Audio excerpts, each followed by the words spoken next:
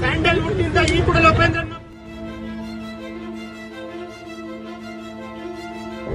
ಇರುತ್ತೆ, ಆ ಥರ ಇಂಥವ್ರು ಇರ್ತಾರೆ ಜಗತ್ತಿನಲ್ಲಿ, ಏನು ಮಾಡೋಕ್ಕಾಗಲ್ಲ. ಅವನ್ನೆಲ್ಲ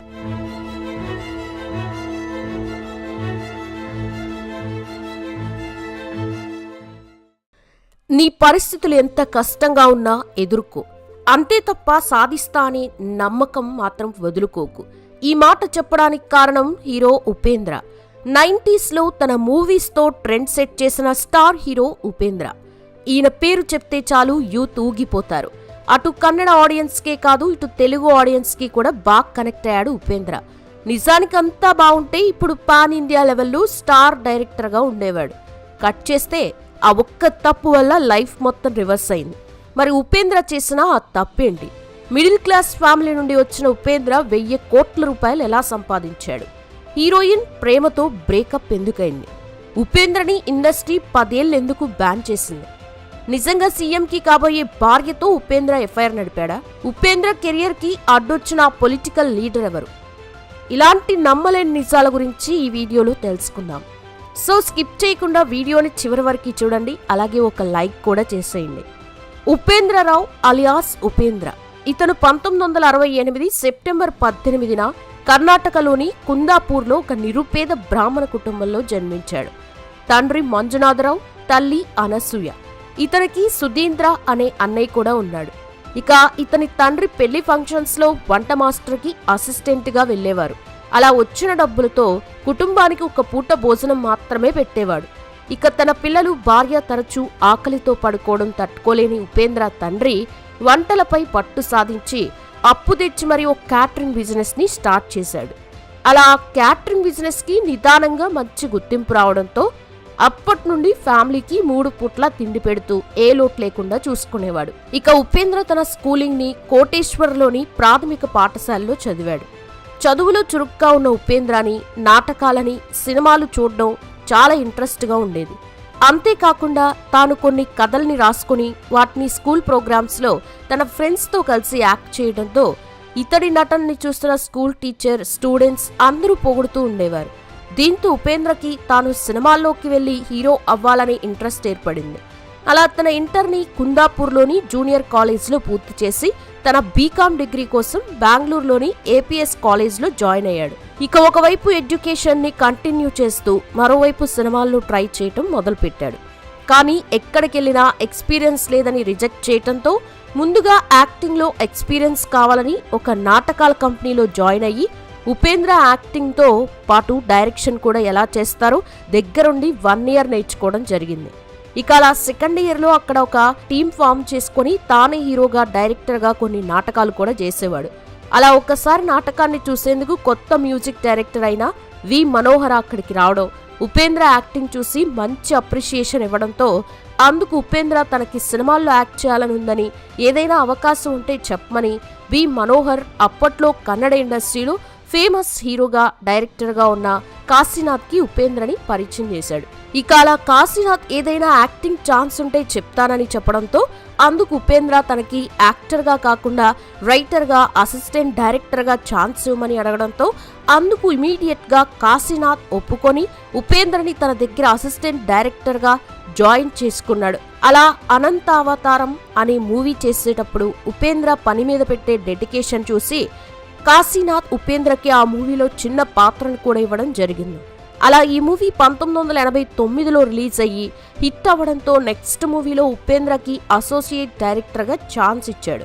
ఇక అలా అజగజాంతర అనే మూవీలో కాశీనాథ్ హీరోగా చేస్తే మోస్ట్ ఆఫ్ ది సీన్లని ఉపేంద్ర డైరెక్ట్ చేయడం చూసిన మ్యూజిక్ డైరెక్టర్ మనోహర్ తనకి తెలిసిన ప్రొడ్యూసర్ ఎంబి బాబుకి ఉపేంద్ర గురించి చెప్పగా ప్రొడ్యూసర్కి ఉపేంద్ర చెప్పిన స్టోరీ బాగా నచ్చడంతో అప్పట్లో కామెడీ హీరోగా ఫేమస్ అయిన జగ్గేష్ను హీరోగా పెట్టుకొని తర్లే నన్ మగనే మూవీని ప్లాన్ చేశారు.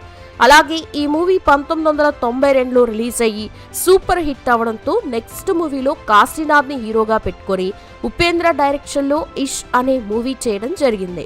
అలా ఈ మూవీ కూడా రిలీజ్ అయ్యి బ్లాక్ బస్టర్ హిట్ అవడంతో ఆ సక్సెస్తో ఉపేంద్రకి నేరుగా పార్వతమ్మ రాజ్ కుమార్ ప్రొడక్షన్ నుండి ఆఫర్ వచ్చింది.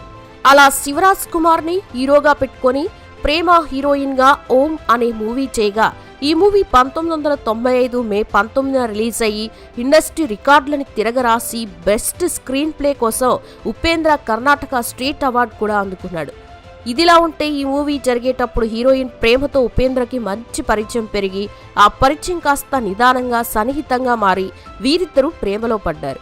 ఇదిలా ఉంటే ఉపేంద్ర తనీ హీరోగా డైరెక్టర్గా అనే మూవీ చేయాలనుకుంటున్నప్పుడే ఆ స్టోరీ ఎవరికీ నచ్చగా ప్రొడ్యూసర్స్ ఎవ్వరు ముందుకు రాలేదు. దీంతో అప్పటి వరకు తాను కష్టపడి సంపాదించిన 75 లక్షల రూపాయలని ఉపేంద్ర అనే మూవీలో ఇన్వెస్ట్ చేయగా ఆ మూవీ 1998 ఫిబ్రవరి 12న రిలీజ్ అయ్యి 20 కోట్ల రూపాయల్ని కలెక్ట్ చేసి బ్లాక్ బస్టర్ హిట్ అయింది. దీంతో వెంటనే ఉపేంద్ర తన పేరు మీదే ఉపేంద్ర అనే మూవీ చేయగా ఆ మూవీ కూడా రిలీజ్ అయ్యి ఇండస్ట్రీ హిట్ అయ్యి ఇక పైన తాను వెనక్కి తిరిగి చూడాల్సిన అవసరమే రాదనుకున్నాడు. కానీ ఉపేంద్ర మూవీలో ఇండియన్ కల్చర్ని అవమానించడమే కాకుండా అమ్మాయిలను కించపరుస్తూ యూత్ని అశ్లీల మార్గంలో నడిపించేందుకు ప్రయత్నిస్తున్నాడని అన్ని చోట్ల విమర్శలు రావడంతో కన్నడ ఫిలిం ఛాంబర్ ఉపేంద్రని 10 ఏళ్లు డైరెక్షన్ చేయకూడదని తనపై బ్యాన్ విధించింది. అయినా అదంతా పట్టించుకోని ఉపేంద్ర తనకి వచ్చిన ఫేమ్తో హీరోగా చేయాలని డిసైడ్ అయ్యాడు.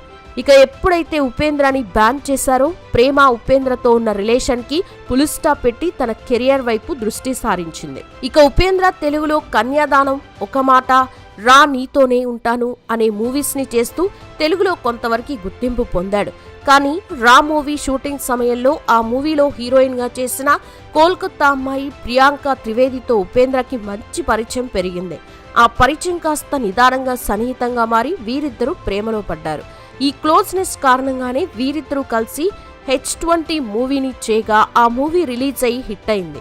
ఇక అలా 2003 నాటికి ఉపేంద్రకి 35 ఏళ్లు అవడంతో ప్రియాంకకి పెళ్లి కోసం ప్రపోజ్ చేయగా అందుకు ఆమె ఒప్పుకోవడంతో 2003లో వీరిద్దరూ గ్రాండ్ గా పెళ్లి చేసుకుని ఒకటయ్యారు. ఇక అలా వీరి అన్యోన్య సంసారానికి గుర్తుగా ఒక అమ్మాయి, ఒక అబ్బాయి కూడా జన్మించారు.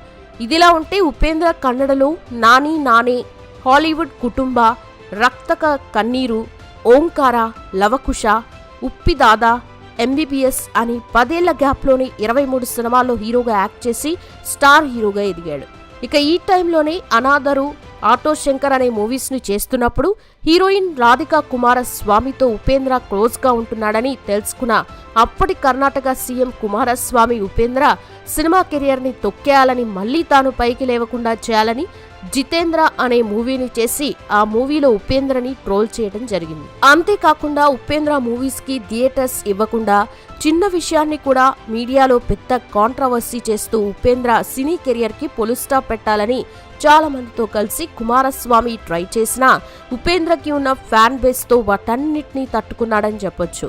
ఇక 2010లో తనపై వేసిన బ్యాన్ పూర్తవడంతో సూపర్ అనే మూవీతో డైరెక్టర్ గా మళ్లీ తన ఇన్నింగ్స్ ని స్టార్ట్ చేశాడు. ఇక మరోవైపు తెలుగులో సన్ ఆఫ్ సత్యమూర్తి, గని, కూలీతో సపోర్టింగ్ యాక్టర్ గా చేయగా ఒకప్పుడు తినడానికి తినలేని పరిస్థితి నుండి ఉపేంద్ర ఈరోజు 70 సినిమాలకి హీరోగా, 12 సినిమాలకి డైరెక్టర్ గా, 15 సినిమాలకి ప్రొడ్యూసర్ గా చేసి 500 కోట్ల రూపాయల నెట్వర్క్ ని కలిగి ఉన్నాడని చెప్పొచ్చు. ఇక ఇదిలా ఉంటే రాజకీయంగా తనను తొక్కేందుకు చాలా మంది ప్రయత్నిస్తున్నారని, వారి మీద రివెంజ్ తీసుకోవాలని ఉపేంద్ర 2018లో ప్రజాకియా అనే పార్టీని స్టార్ట్ చేసి 2019లో అసెంబ్లీ ఎలక్షన్స్ లో పోటీ చేయగా ఒక్క సీటు కూడా గెలవలేకపోయాడు. ఇక అప్పటి నుండి తన పార్టీ తరఫున సోషల్ సర్వీస్ ని చేస్తూ తనదైన స్టైల్లో సేవా కార్యక్రమాలు చేస్తున్నాడు.